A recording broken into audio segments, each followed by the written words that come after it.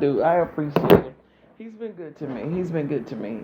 He bought me, I guess I can honestly say, from dangers unseen.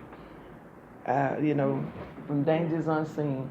I was sharing with Toya yesterday. I was supposed to get out of Atlanta Friday. Didn't get a chance to get out of Atlanta Friday.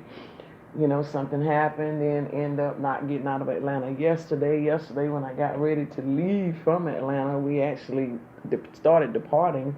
Labrisha just didn't want to leave my car. She just stood there at the car. I didn't want to say, "God, gone." But she just stood there, so kind of pull that door right there up. That glass door and that right there I stay on, so just close it up. Okay. But she didn't want to leave from the car, and I didn't want to say, "Girl, move."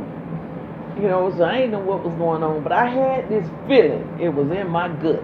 I mean, it was sitting in my gut. I said, "Oh, what this is? It's just something don't feel right." But I didn't say a word to her. I was like, "Okay, we gonna go ahead and get on down the road." We got about maybe 25 miles away from her house over into another town called Carrollton. And I seen a Ross, and it's just like my car just takes on its own nature when it see a Ross. It'll just turn on its own and go over to Ross. Just gonna make me buy some stuff in Ross. It'll just do that. I just like, "What you doing?" But it just turned on in there anyway. You supposed to go straight, but it turned anyway. So I said, "Hey, Lord." Even Tootie, he should go, "Ross." Yeah. Same way you like Starbucks, I like Ross, because she's a Starbucks. So we went on in Ross. I was in Ross, I'm probably 10 or 15 minutes, and I get a phone call saying that, "Hey, Delphine, I don't know what's going on, but first in them house is surrounded with ambulance, with police and ambulance there, and they taking out kid on the gurney. They says your grandson." Well, all of them is my grandson, but it's like I thought it was talking about like Sean, my baby grandson. So it was just like panic time, right? Like right in there, like, "Oh, Jesus Christ, I'm too far away from home. I can't get there. Oh my God." So the Lord had this lady that was right there in the aisle with me, and she served as an angel. That's what I'm gonna say. Because she was right there, and she did not leave. She just stayed right there with me the whole time, and I could hear her praying. She was just right there. And so that right there, that happened, and it was like, "Oh God, I just don't know." So Labrisha ends up coming out to where I was. But anyway, long story short, man had a seizure. First time having one, like a major one too at that. So, and my grandson Sean thought he was playing. So Sean was punching it. Man, stop playing, because he passed out, because he's like foaming and stuff. And Sean thought, "Man, they ain't playing," And so when Mika said she went in there, she's called his name. Man, he didn't respond. Usually, he'll be like, "Ma'am." He didn't say nothing. So she said she was in the bathroom. She took off out the bathroom, went in there, and so now he was foaming out his mouth and stuff. So she called 911 and trying to get Sean away from him, because Sean still think he playing, So, but that happened with him, and he so just all of that going on, and I'm trying to get people on the phone. I can't get nobody on the phone. It just seemed like everything was just crumbling. Like, well, I don't know what to do. I'm not there. I was finna take a flight. I was finna actually catch a flight from Dothan to from Atlanta to Dothan. That's how serious. I was like, I need to get home. But he should be coming home today. They're gonna run some tests and stuff on him. And so with that, I was gonna try to attempt to come on to the house anyway. But my kids and I think it was some other influential voices too, who was saying that she don't need to drive. At night, nightfall gonna catch her. So I went ahead and turned around and went back to Labrisha's. But this morning, I felt the release. I knew that I could go today. I felt it. I knew that I could come home today. So when I say unseen, because my kid, she told me when I called her and told her, I said, they said something done happened, because they were saying it was Sean. Even Jake was saying it was Sean. So they said something happened with Sean, and he was unresponsive or whatever, and the ambulance got him, and she said, "Mama," she said, "Mama, I had a feeling something was going to happen to you." And she said, "I was thinking, do Maddie even know how to call me? If something happened?" She said, "I just had a bad feeling," which would explain why she just kept lingering at the car. she didn't want to leave from my car, you know. And so it was just, so we went back, but I felt the release to get home today. Got home, actually got home safe, good ride, you know, no trouble, anything. Got back to the house safe today. So I can say that the Lord will keep you from dangers unseen, I guess you could say, because I feel like he spared us from something. You know, even though that happened with Man, there had to been, you know, maybe been something that was set en route to happen, you know, with us, because everything, and even third thing that was strange too, even Fussy was saying yesterday, he said my day was just off. He said I was just completely off. I was dropping food, and he said I couldn't get myself together. You know, and he said I didn't know what was going on. I just couldn't, you know, so it was like, you know, everybody that's tired, that's connected, we feel it. You know what I'm saying? You can actually feel, you know, I don't know whether y'all know this or not, but you can actually, if you would learn to pay attention to the Spirit, you know, and to the guidance of the Lord will let you know some things. We tend to call it something told me, you know, that's what we'll say, something I knew someone right, or what have you. But what I have found, and I've been taught from Apostle that has taught me this, is to get real, just get still.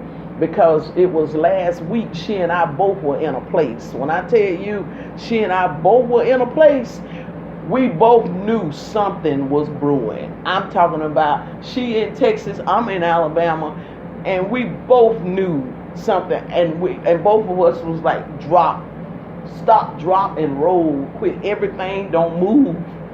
Because something is trying to happen. Something is trying to kick off. Something is trying to go. So you can't just, you know, that's why I wanted to be more intimate. You know, I'm like pull into this area here so I can get a little closer, because I'm sensing from the Lord that I need to do the type of stuff that Jesus did with the disciples. You know, he just sat down and taught. I just need to teach y'all some stuff to help y'all understand how certain things operate. What I do know, I don't claim to know it all, but what I do know, I'm willing to share with you, to tell you, you know, if you just have to drop, just be still. You don't need to move.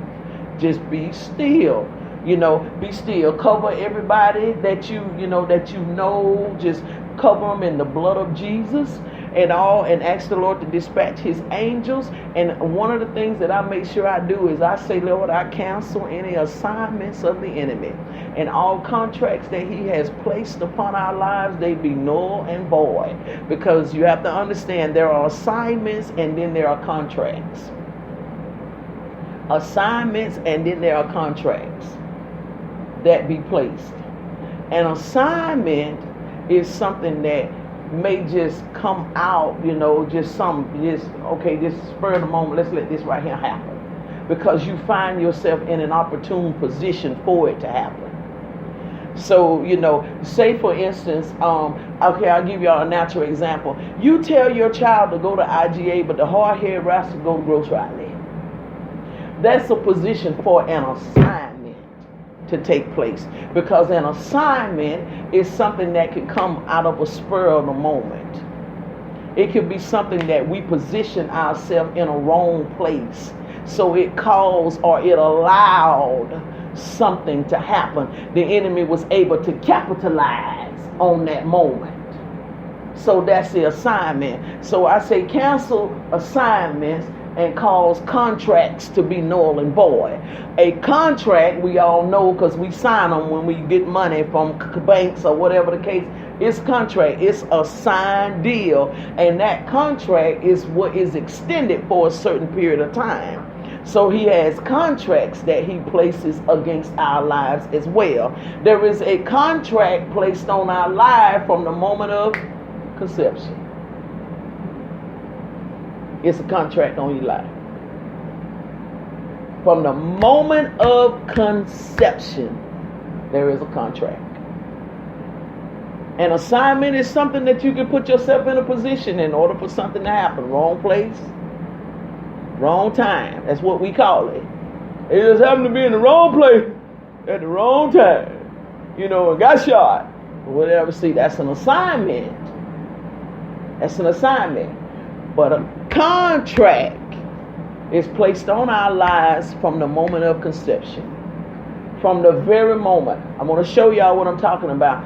In Genesis chapter 3, when the curse was given, it says this right here, that there's going to be enmity or division. That's what enmity means. There is a variation or a division that is going to be between the woman and the serpent. The serpent is the beguiler, the devil, the deceiver, diabolos. And the woman was Eve at the time. So there's going to be division put between those two. The actual war is with those two. And the war was because of the fact that she had the ability to bring forth. She has the ability to birth out, to bring forth. So he says there's going to be enmity or division put between them. Then he goes on to say that you shall crush his, but he's only going to bruise your heel. Your heel. So that is contract assignments.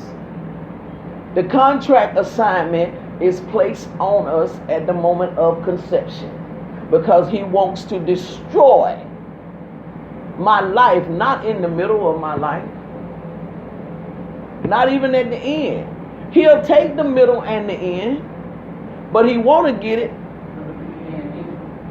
Because if I started wrong, I'm running wrong. So if he can get it from the beginning, then he can destroy my life. Literally destroy my life. So therefore there is assignments. And what's the second one? An assignment is what?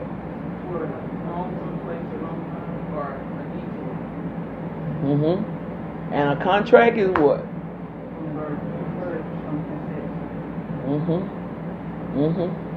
What he plans to do from conception. Because God has an assignment and a contract too. For every good thing, there is a bad thing. God has a contract too. Jeremiah 29:11 speaks of God's contract. For I know the thoughts that I think towards you. He said they are thoughts of good and not evil, to bring you to an expected end. See, he says I got a contract too. And my contract is that you be victorious in life. My contract is that you live in abundance of life. That's God's contract. God has assignments too. An assignment with God is the same as being in a particular place at a particular time. You just so happen to make a decision that you're going to go to IGA instead of going to grocery outlet. You get to IGA and there is a little old lady that is in a panic at that moment, right then, in a panic, in her car, literally, and you assist her and help her. It's an assignment. That's an assignment. That's an assignment. And so what I've come to realize is I really need to be as intimate with as many of you that will allow me to be intimate with you, because it's teaching time. It's teaching time. I've been doing it, but maybe need to do it at a more intimate position. When Jesus was with the disciples, the scripture teaches and it instructs to let us know that he was still away with them. He would go away with them, just them, and he would teach them. He taught them in parables, and some of the things that you hear, like those two illustrations I just gave, those are parables.